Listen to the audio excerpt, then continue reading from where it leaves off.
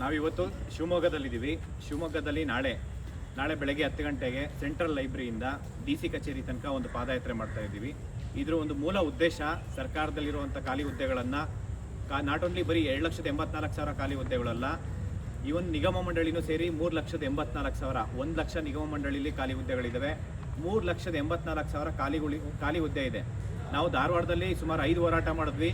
ಮೊನ್ನೆ ಫೆಬ್ರವರಿ 24ನೇ ತಾರೀಕು ಹೋರಾಟ ಮಾಡಿದ್ಮೇಲೆ 56,432 ಹುದ್ದೆಗಳನ್ನು ಒಂದು ತಿಂಗಳಲ್ಲಿ ನೋಟಿಫಿಕೇಶನ್ಸ್ ಮಾಡ್ತೀನಿ ಅಂತ ಹೇಳಿದ್ರು ಸರ್ಕಾರ. ಆದರೆ ಇಲ್ಲಿವರೆಗೂ 1.5 ತಿಂಗಳಾಯಿತು, ಯಾವುದೋ ನೋಟಿಫಿಕೇಶನ್ಸ್ ಮಾಡಿಲ್ಲ. ಇವರಿಗೆ ಎಲೆಕ್ಷನ್ಸ್ ಇಂಪಾರ್ಟೆಂಟ್ ಇದೆ, ಬೈ ಎಲೆಕ್ಷನ್ಸ್ ದಾವಣಗೆರೆ ಮತ್ತು ಬಾಗಲಕೋಟೆ. ಆದರೆ ವಿದ್ಯಾರ್ಥಿಗಳ ಪರವಾಗಿ ಒಂದು ನೋಟಿಫಿಕೇಶನ್ಸ್ ಮಾಡಬೇಕನ್ನೋ ಒಂದು ಇಚ್ಛಾಶಕ್ತಿ ಇಲ್ಲ, ಪೊಲಿಟಿಕಲ್ ಇಚ್ಛಾಶಕ್ತಿ ಇಲ್ಲ. ಇದನ್ನು ನಾವು ಖಂಡಿಸಿ ನಾಳೆ ಏನು ನಾವು ಶಿವಮೊಗ್ಗದಲ್ಲಿ ಈ ಒಂದು ಪಾದಯಾತ್ರೆ ಮಾಡ್ತಾ ಇದ್ದೀವಿ ಸೆಂಟ್ರಲ್ ಲೈಬ್ರರಿಯಿಂದ DC ಕಚೇರಿ ತನಕ. ಬರೀ ಶಿವಮೊಗ್ಗನೇ ಅಲ್ಲ, ಪ್ರತಿಯೊಂದು ಜಿಲ್ಲೆಯಲ್ಲೂ ಫಸ್ಟು ಹೋರಾಟದ ಮುಖಾಂತರ ಸರ್ಕಾರಕ್ಕೆ 1 ವಾರದ ಗಡುವು ಕೊಡ್ತೀವಿ. 1 ವಾರದಲ್ಲಿ ಎಚ್ಚೆತ್ಕೊಂಡು 56,432 ಹುದ್ದೆಗಳನ್ನು ಒಂದು ಈವೆಂಟ್ ಆಫ್ ಕ್ಯಾಲೆಂಡರ್ ಇರಬೇಕು. Next 8 months event of calendar ಇರಬೇಕು ಅಷ್ಟಕ್ಕೂ. ಅದ್ರ ಜೊತೆಯಲ್ಲಿ KPSCಲಿ ಆಗಿರೋಂಥ ಹಗರಣಗಳನ್ನು CBI ತನಿಖೆ ಮಾಡಬೇಕು.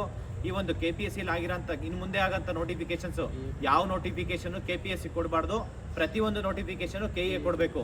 ಅದೇ ರೀತಿ KEಯಲ್ಲಿದ್ದಂತಹ ಎಕ್ಸಿಕ್ಯೂಟಿವ್ ಡೈರೆಕ್ಟರ್ ಪ್ರಸನ್ನ ಕುಮಾರ್ ಸರ್ನ ಯಾವುದೇ ಕಾರಣಕ್ಕೂ ಇವರು ಕನ್ಕರೆಂಟ್ ಚಾರ್ಜಲ್ಲಿ ಇರೋದನ್ನ ಇವರು ಪರ್ಮನೆಂಟ್ ಚಾರ್ಜ್ ಕೊಡಬೇಕು. ಅವರಿಗೆ ಯಾವುದೇ ಕಾರಣಕ್ಕೂ ಟ್ರಾನ್ಸ್ಫರ್ ಮಾಡಬಾರ್ದು. ಟ್ರಾನ್ಸ್ಫರ್ ಮಾಡಿದ್ರೆ ಮುಂದಿನ ದಿನಗಳಲ್ಲಿ ಕಾಂಗ್ರೆಸ್ ಯಾವುದೇ ಒಂದು ಎಲೆಕ್ಷನ್ ಆಗಲಿ ನೀವು ಠೇವಣಿ ಉಳಿಸ್ಕೊಳಕ್ಕಾಗಲ್ಲ.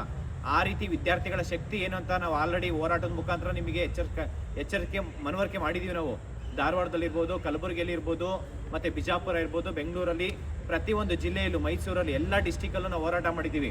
ನಿನ್ನೆ ಕೂಡ ಕೋಲಾರದಲ್ಲಿ ಹೋರಾಟ ಮಾಡಿದ್ದೀವಿ. ನಾಳೆ ಶಿವಮೊಗ್ಗದಲ್ಲಿ ಅಖಿಲ ಕರ್ನಾಟಕ ರಾಜ್ಯ ವಿದ್ಯಾರ್ಥಿ ಸಂಘಟನೆಯಿಂದ ಹೋರಾಟ ಮಾಡ್ತಾ ಇದ್ದೀವಿ. ಯಾವುದೇ ಕಾರಣಕ್ಕೂ ಸರ್ಕಾರ ಈ ಒಂದು ಸಮಸ್ಯೆನ, ವಿದ್ಯಾರ್ಥಿಗಳ ಸಮಸ್ಯೆನ, ಯುವಕರ ಸಮಸ್ಯೆನ ಗಂಭೀರವಾಗಿ ಚರ್ಚೆ ಮಾಡಿ ಈ ಕೂಡಲೇ ನೇಮಕಾತಿ ಪ್ರಕ್ರಿಯೆ ಪ್ರಾರಂಭ ಮಾಡಬೇಕು.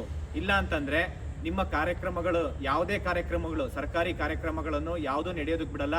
ಮತ್ತು ಯಾವ ಎಲೆಕ್ಷನ್ ಆಗಿರ್ಬೋದು, ZPTP ಎಲೆಕ್ಷನ್ ಆಗಿರ್ಬೋದು, GBA ಎಲೆಕ್ಷನ್ ಇರ್ಬೋದು, ಗ್ರಾಮ ಪಂಚಾಯತಿ ಎಲೆಕ್ಷನ್ ಆಗಿರ್ಬೋದು, ಪ್ರತಿಯೊಂದು ಎಲೆಕ್ಷನ್ನು ಬೈಕಾಟ್ ಮಾಡಬೇಕಾಗುತ್ತೆ. ದಯವಿಟ್ಟು ಸರ್ಕಾರ ಅರ್ಥ ಮಾಡ್ಕೊಬೇಕು. ಯಾಕೆಂದರೆ ಇವತ್ತು ವಿದ್ಯಾರ್ಥಿಗಳು ಎಲ್ಲರೂ ಪ್ರತಿಯೊಬ್ಬರಿಗೂ ಏಜ್ ರಿಲ್ಯಾಕ್ಸೇಷನ್ 5 ವರ್ಷ ನಾವು ಹೋರಾಟ ಮಾಡೋದ್ರ ಮುಖಾಂತರ ಪಡ್ಕೊಂಡಿದ್ದೀವಿ.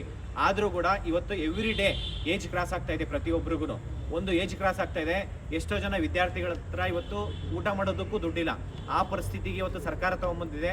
ಇವತ್ತು ಯುವಕರ ಭವಿಷ್ಯ ಮತ್ತು ಈ ಒಂದು ರಾಜ್ಯದ ಭವಿಷ್ಯ ತುಂಬ ಇಂಪಾರ್ಟೆಂಟ್ ಇದೆ. ಯಾವುದೇ ಕಚೇರಿ, ಸರ್ಕಾರಿ ಕಚೇರಿಗೆ ಹೋದ್ರೂ ಇಲ್ಲಿ ಸರ್ಕಾರದಲ್ಲಿ ಅಧಿಕಾರಿಗಳೇ ಇಲ್ಲ. ಮತ್ತು ಕೆಲಸ ಹೆಂಗಾಗುತ್ತೆ? ಸರ್ಕಾರಕ್ಕೆ ನೀವು ಟ್ಯಾಕ್ಸ್ ಹೆಂಗೆ ಕಲೆಕ್ಟ್ ಮಾಡ್ತೀರಾ? ಸರ್ಕಾರದ ಕೆಲಸ ಯಾರಿಗೋಸ್ಕರ ನೀವು ರೆಕ್ರೂಟ್ಮೆಂಟ್ ಮಾಡ್ಕೊ ಅಂತ ಹೇಳ್ತಾ ಇರೋದು?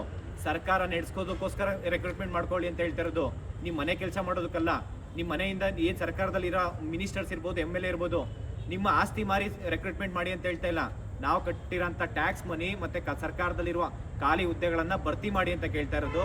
ಇದನ್ನು ಸರ್ಕಾರ ಗಂಭೀರವಾಗಿ ತೊಗೊಬೇಕಂತ ಹೇಳ್ಬಿಟ್ಟು ಮನವಿ ಮಾಡ್ಕೊತೀನಿ. Thank you so much. ಮತ್ತು ಇನ್ನೊಂದೇನಂತಂದರೆ ಎಲ್ಲ ವಿದ್ಯಾರ್ಥಿಗಳು ನಾಳೆ ನಾವೇನು ಹೋರಾಟ ಮಾಡ್ತಾಯಿದ್ದೀವಿ, ಬರೀ ಶಿವಮೊಗ್ಗನೇ ಅಂತಲ್ಲ, ಸುತ್ತಮುತ್ತ ಇರೋಂಥ ಎಲ್ಲ ಡಿಸ್ಟಿಕ್ಕು ಒಂದಿನ ತುಂಬ ಇಂಪಾರ್ಟೆಂಟ್ಸು. ನೀವು ನಾಳೆ ಒಂದಿನ ಇಂಪಾರ್ಟೆಂಟ್ ಕೊಟ್ಟು ಈ ಒಂದು ಪ್ರತಿಭಟನೆಗೆ ಭಾಗಿಯಾಗಿ ನಾಳೆ ನಡೆಯುವಂಥ ಹೋರಾಟಕ್ಕೆ ಸರ್ಕಾರ ಎಚ್ಚೆತ್ಕೊಂಡು ಈ ಕೂಡಲೇ ನೇಮಕಾತಿ ಪ್ರಕ್ರಿಯೆ ಪ್ರಾರಂಭ ಮಾಡಬೇಕು ಅಂತ ಹೇಳಿ ಮನವಿ ಮಾಡ್ಕೊತೀನಿ.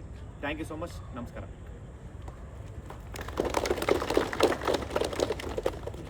ಆಯ್ತಲ್ಲ, ನಾಳೆ 10 ಗಂಟೆಗೆ ಇಲ್ಲೇ ಮತ್ತೆ